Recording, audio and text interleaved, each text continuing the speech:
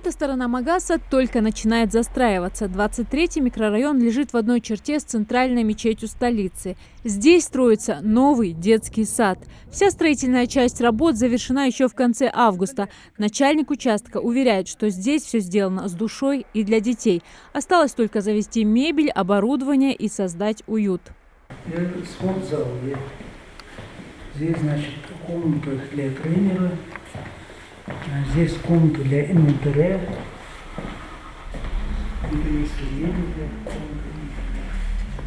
А с той стороны, через стенку, уже там танцзал. Точно такой же зал. Там тоже комната для преподавателей, точно так же, и комната для инструментов. Начальник участка проводит экскурс по объекту для заведующей детским садом. Ева Арсамакова хоть девушка и хрупкая, но за ее плечами 16 лет педагогического стажа. Открытие сада запланировано на начало 2023 года, поэтому заведующая уже активно готовится к предстоящей работе. Дети – наше настоящее и наше будущее.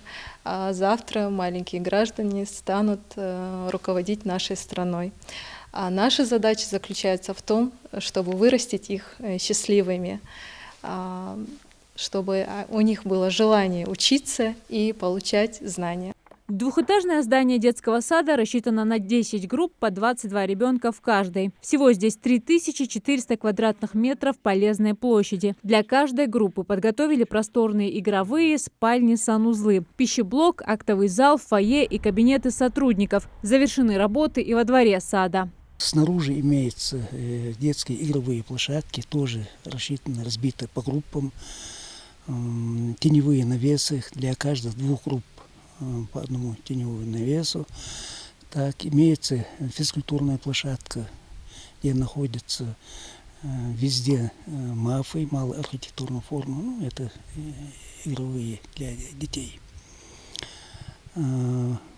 Имеется подъездная дорога, площадка для стоянки автомобилей. Вот. Ну, как мы видим, полностью мы свою работу завершили.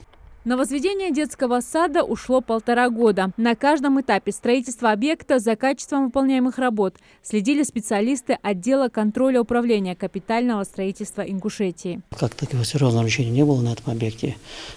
Все мелкие нарушения, которые были, в устном порядке мы говорили подрядчику, он устранял в тот же день практически. Сейчас в Магасе функционируют 4 больших государственных детских сада, но их не хватает, так как в столице региона в основном живут молодые и многодетные семьи. Новый детский сад Академия детства возводится в рамках нацпроекта «Демография» и обещает частично решить вопрос с нехваткой мест для дошколят. Зарема Ивлоева, Ахмед Горбаков, Новости 24.